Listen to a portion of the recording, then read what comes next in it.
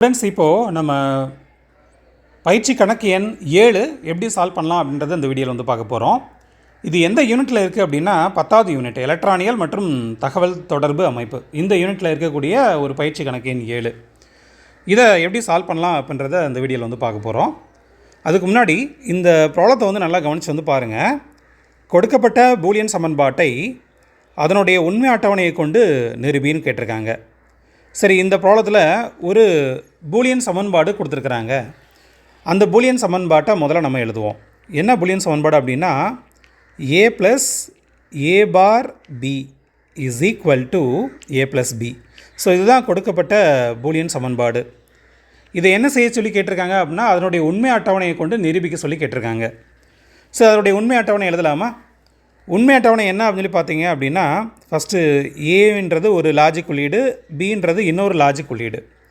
இந்த ரெண்டு லாஜிக் உள்ளீடுகளுடைய உள்ளீடுகள் எப்படி இருக்கும் அப்படின்னா நமக்கு ஏற்கனவே தெரியும். ஏயும் 0வாக இருக்கலாம், பியும் 0வாக இருக்கலாம். ஏ 0வாக இருந்து பி 1ஆக இருக்கலாம்.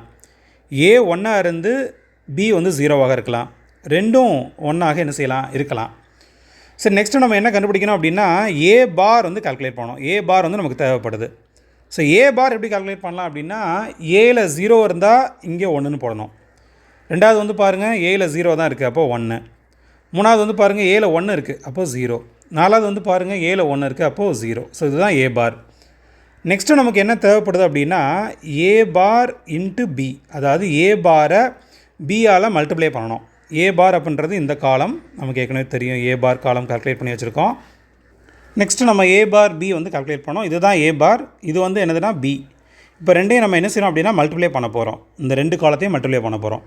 மல்டிப்ளை பண்ணால் என்ன வரும் அப்படின்னு சொல்லி பாருங்கள். இங்கே 0 இருக்குது, இங்கே 1 இருக்குது, அப்போ என்ன வரும் 0. இங்கே 1 இருக்குது, இங்கே 1 இருக்குது, அப்போ 1. இது வந்து 0ன்னு ஆகிடும். இது ரெண்டையும் மல்டிப்ளை பண்ணாலும் எகெயின் நம்ம 0ன்னு சொல்லி ஆகிடும்.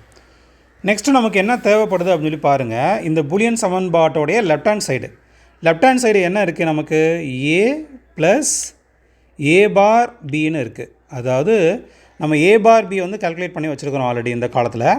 இதோடு நம்ம எதை ஆட் பண்ணணும் அப்படின்னா ஏ வந்து ஆட் பண்ணணும். ஸோ ஏ ஆட் பண்ணி எழுதுங்க.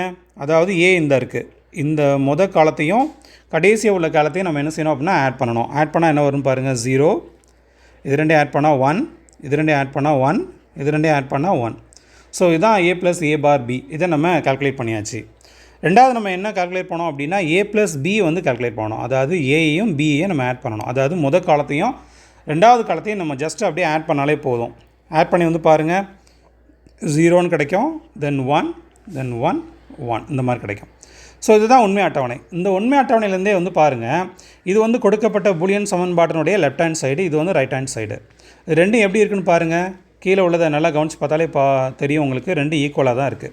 ஸோ இதுதான் ஒரு கொடுக்கப்பட்ட பூலியன் சமன்பாட்டை அதனுடைய உண்மை அட்டவணையை கொண்டு நிரூபிக்கிறது. ரொம்ப ஈஸியான ப்ராப்ளம் ஆனவர்களே.